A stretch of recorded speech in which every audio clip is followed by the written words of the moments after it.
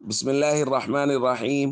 عن حفصة رضي الله تعالى عنها قالت: أربع لم يكن يدعهن النبي صلى الله عليه وسلم: صيام عاشوراء والعشر وثلاثة أيام من كل الشهر وركعتين قبل الغداة.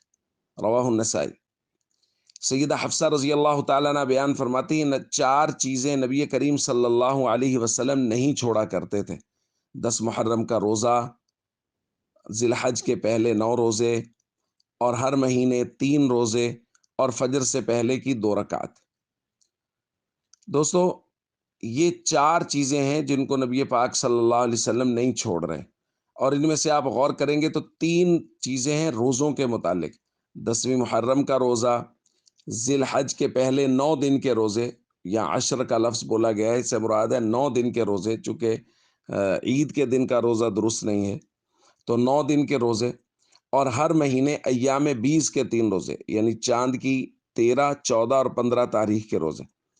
تو چونکہ روزہ دوستو نفس پر شاق ہوتا ہے، مشکل ہوتا ہے، نفس اس کے لیے جلدی آمادہ نہیں ہوتا، کبھی موسم کا بہانہ کرتا ہے، کبھی کوئی کام کاج کا بہانہ کرتا ہے، لیکن نبی کریم صلی اللہ علیہ وسلم نے اس کا معمول بنا کے دکھایا اور سکھایا کہ روزے ضرور رکھے، کیونکہ نفلی روزہ رکھنے سے اللہ کی خشیت بڑھتی ہے، دل کی صفائی ہوتی ہے، دل کا میل اترتا ہے۔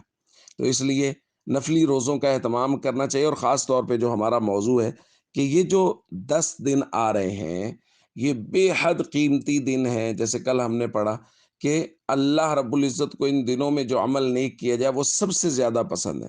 اس لیے بھرپور کوشش کریں، اپنے معمولات کو ابھی سے درست کر لیں کہ چاند نظر آنے کے بعد کوشش کریں کہ وقت ضائع نہ ہو۔